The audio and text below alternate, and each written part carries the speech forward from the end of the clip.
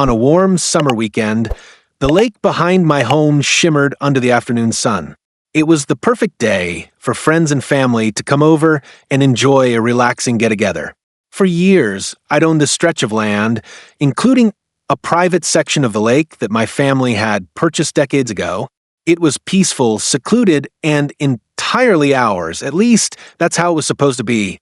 Ever since a sprawling housing development was built nearby, there had been growing tension. The newly formed HOA, led by Linda, the type of woman everyone secretly calls Karen behind her back, had been overstepping its bounds. Linda was loud, controlling, and obsessed with asserting her supposed authority.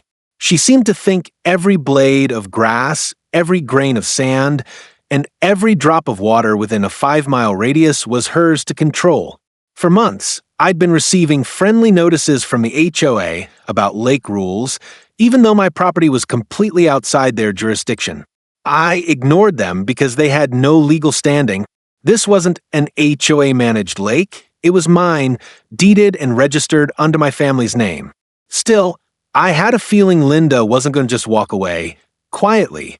That Saturday, my friends and I were out by the water, grilling, laughing, and taking turns on our kayaks. It was one of those perfect summer days until Linda showed up. She came marching down the path in her oversized sun hat and sunglasses, clutching a clipboard like it was a weapon. Behind her trailed 2 other HOA board members, clearly there for backup. Without so much as a hello, Linda started shouting at my guests, her voice dripping with condescension. "You can't be here," she barked. "This lake is part of our HOA, and there are strict rules about guests and noise. All of you need to leave immediately before we find the homeowner." Everyone fell silent, confused. My guests looked at me, unsure what to do.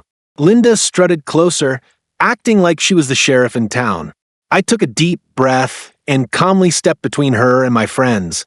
"Linda," I said evenly, "you're mistaken. This lake isn't part of your HOA. This land, this water, it's private property. It's mine." Her face twisted into a sneer. "Don't be ridiculous. The HOA has jurisdiction over all common areas, including this lake. It's in the bylaws. I suggest you check them before you embarrass yourself further." I couldn't help but laugh. "I don't live in your HOA," I replied. "My property has been privately owned by my family for over 50 years. I have the deed and the legal survey to prove it. Your rules don't apply here, not to me, not to my guests, and definitely not to this lake." For the first time, Linda hesitated. The confidence in her voice wavered. But she quickly tried to recover. "You can't just claim an entire section of the lake. It's common property." "Oh, but I can," I said, reaching into my bag. I'd been prepared for this moment for months. I pulled out a copy of my property deed and handed it to her.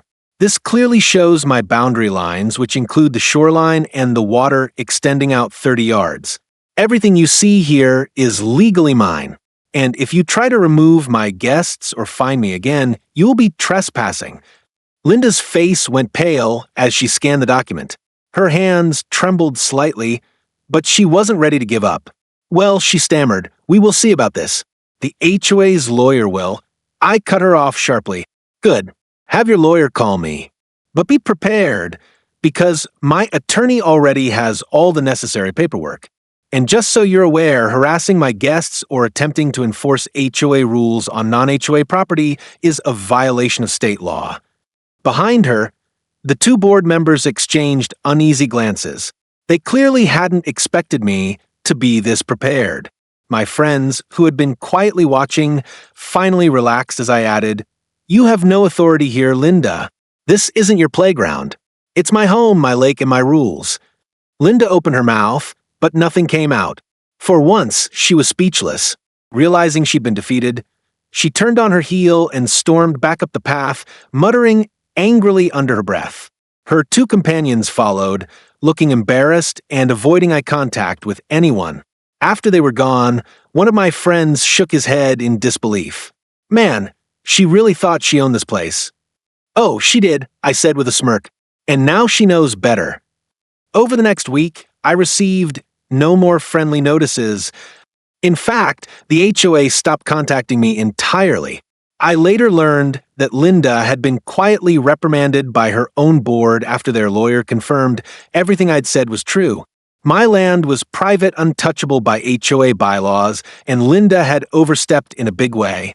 From that day forward, my guests and I enjoyed the lake without interference. And as for Linda, she never set foot near my property again.